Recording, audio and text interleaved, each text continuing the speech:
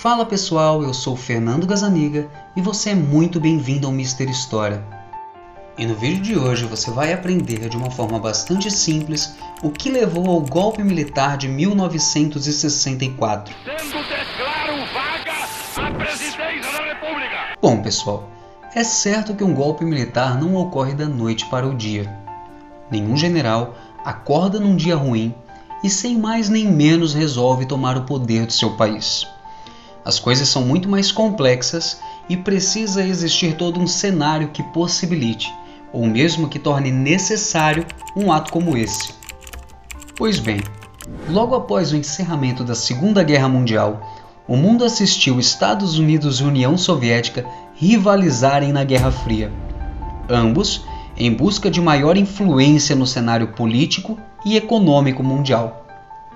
O Brasil pertencia ao bloco capitalista, e toda a confusão teria começo com a vitória de Jânio Quadros para a presidência da República em 1960. Vale lembrar que a situação do Brasil naquele período já não era das melhores. Havia um crescente aumento da inflação, combinado ao aumento do déficit da balança comercial. Além disso, um imenso crescimento da dívida externa do país.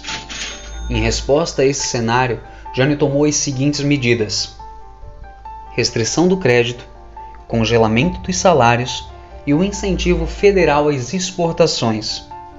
Porém, a medida mais impopular tomada pelo então presidente seria o restabelecimento das relações diplomáticas com União Soviética e China, sob o pretexto de que tal medida teria potencial de aumentar o mercado internacional por meio da diplomacia. Porém, tal medida viria a desagradar a todos, inclusive ao seu próprio partido. Sofrendo pressão por todos os lados, no dia 25 de agosto, Jânio Quadros renuncia ao cargo de presidente da República, cabendo ao então vice-presidente João Goulart, do PTB, que já havia sido vice-presidente também no governo de Juscelino Kubitschek, assumir a presidência da República. Mas não sem antes passar por uma pequena dor de cabeça. Isso pelo fato de João Goulart, ou Jango, como era popularmente conhecido, estar na China, em viagem diplomática, ao mando do próprio então presidente Jânio Quadros. Ranieri Mazzilli, presidente da Câmara dos Deputados, assume então provisoriamente a presidência da República, aprovando no Congresso o parlamentarismo, em 2 de setembro de 1961. E nesse momento, Tancredo Neves torna-se o primeiro-ministro do Brasil. Somente em janeiro de 1963, após a volta do presidencialismo por vitória em plebiscito, é que João Goulart, conterrâneo de Getúlio Vargas, pôde de fato presidir o Brasil por suas próprias mãos, tendo enfim seus poderes presidenciais restaurados. Buscando acalmar os ânimos da população e ganhar um aumento da popularidade, Jânio aprova o 13º salário. Em contrapartida, buscando também apoio no Congresso, realiza diversas reformas ministeriais, oferece cargos para amigos de empresários poderosos do país, além de seguidos reajustes salariais para deputados. Nada funcionou.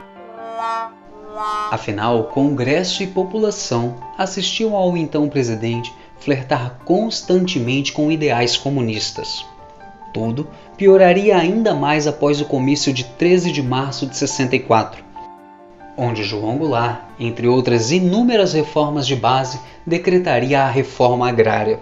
Em seguida, levaria ao Congresso uma proposta para mudança de lei, permitindo então a reeleição no país.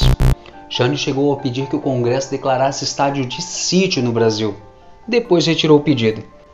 Como resposta ao comício de Jânio, a Marcha da Família com Deus pela Liberdade contou com a presença de mais de 500.000 pessoas.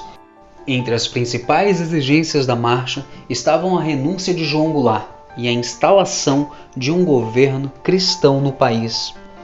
O governo dos Estados Unidos da América também apoiava fortemente uma possível ação das Forças Armadas no Brasil, chegando a direcionar inclusive uma força naval para o litoral do Rio de Janeiro para apoio caso necessário. Para piorar ainda mais sua situação, João Goulart optou por não punir rebeldes das Forças Armadas, que, liderados por José Anselmo, promoveram uma rebelião de marinheiros. E a interferência do presidente numa questão interna de disciplina da Marinha foi considerada a última gota. O exército iria agir. Contando com o apoio massivo da população, no dia 31 de março, o exército brasileiro começa a se deslocar em direção a Brasília. Essa Brasília. Fechando inclusive o aeroporto da cidade. Nesse momento, Jango já havia perdido efetivamente o controle do exército do país e decidiu então sair de Brasília e ir até Porto Alegre em busca de apoio militar. Em 2 de abril de 1964, dada a ausência do presidente da República em Brasília, a cadeira presidencial é declarada vaga. Quem assume é novamente Ranieri Mazzilli, que ocupa o cargo provisoriamente.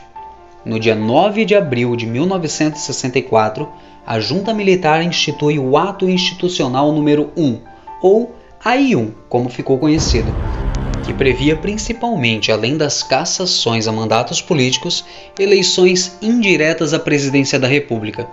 Sendo assim, em 11 de abril de 1964, com 361 votos, o chefe do Estado-Maior do Exército Brasileiro, Humberto de Alencar Castelo Branco, tornaria-se o primeiro presidente da ditadura civil-militar de 1964 e o 26º presidente brasileiro da história. Teria início o regime militar.